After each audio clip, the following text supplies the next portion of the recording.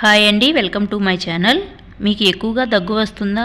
అయితే ఈ చిన్న చిట్కా ట్రై చేయండి, ఖచ్చితంగా వర్క్ అవుతుంది.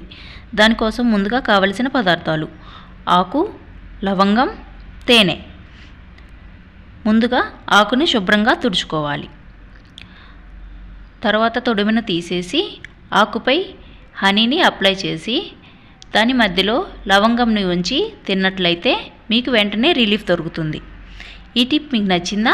నచ్చితే లైక్ చేయండి, షేర్ చేయండి, కామెంట్ చేయండి. Thank you for watching my video.